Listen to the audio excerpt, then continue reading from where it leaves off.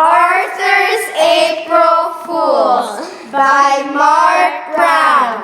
Also illustrated by Mark Brown. Arthur's April Fool. It was the last day of March. The joke shop was full of people getting ready for April Fool's Day. Arthur and Buster tried out everything. Buster bought sneezing powder. Arthur got a fake telescope that gave whoever looked through it a black eye. But Arthur didn't feel like playing the joke. He kept thinking about Binky Barnes. "Who is Binky Barnes?" asked Buster. Picture King Kong. Now double it, Said Arthur. He keeps threatening to punch me out. The next day, Arthur was practicing his magic tricks with Buster and Francine for the April Fool's assembly. Hi, Shrimp. A giant shadow covered them. I'll show you a trick. Said Binky. He grabbed Arthur's favorite pen and put it in his pocket. Now you see it, now you don't. Said Binky.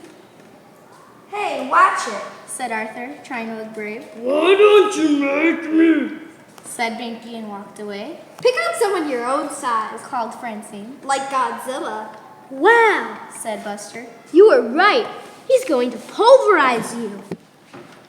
That night at dinner, Arthur hardly ate anything. He didn't finish his cheeseburger. He didn't even want any chocolate cream pie. What's the matter with Arthur? Asked his father. He's worried about getting pulverized. Said DW. Maybe he's been watching too many outer space movies. Said his mother.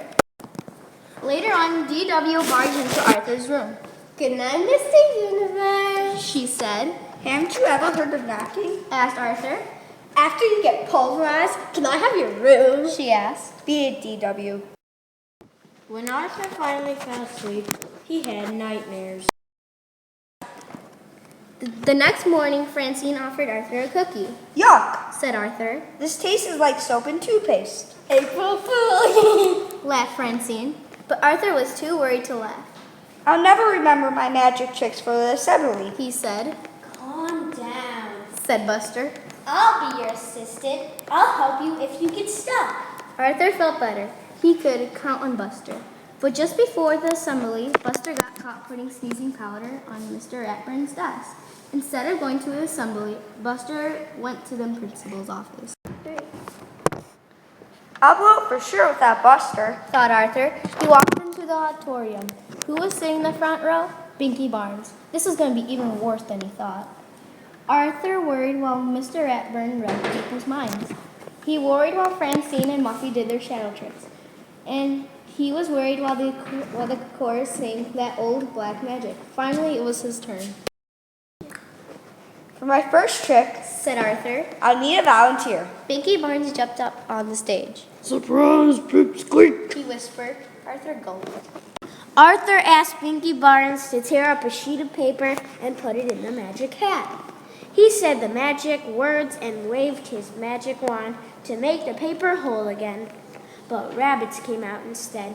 Everyone laughed. Arthur took a bow.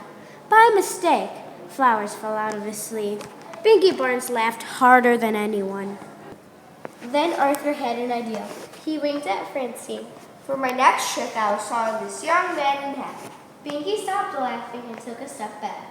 My saw, please. Said Arthur. Binky turned pale. And now the bucket to collect the blood. Binky screamed. He stepped back again, this time right off the stage. Everyone laughed, even Mr. Ratburn. After the assembly, Arthur stopped Binky in the hall. What's the matter, Binky? You left before I could show you my best trick. No thanks. Said Binky Barnes. Are you sure? It lets you see things that you've never seen before. Said Arthur. Really? Said Binky. He grabbed the telescope and pointed it at Francine. I don't see anything. Of course not. Said Arthur. You have to know the secret words. Tell me. Said Binky. I can't. Arthur explained. They're so secret that I have to write them down. Backwards. Do you have a pen? Sure, here. Said Binky. Arthur wrote the words. Now go home, hold the paper up to the mirror, and you'll be able to read the secret words. Thanks, sir. Said Binky as he ran out the door. Boy, that's your best trick yet. said Buster. You didn't get pulverized and you made Pinky Barnes disappear. What did you write? Asked Francine.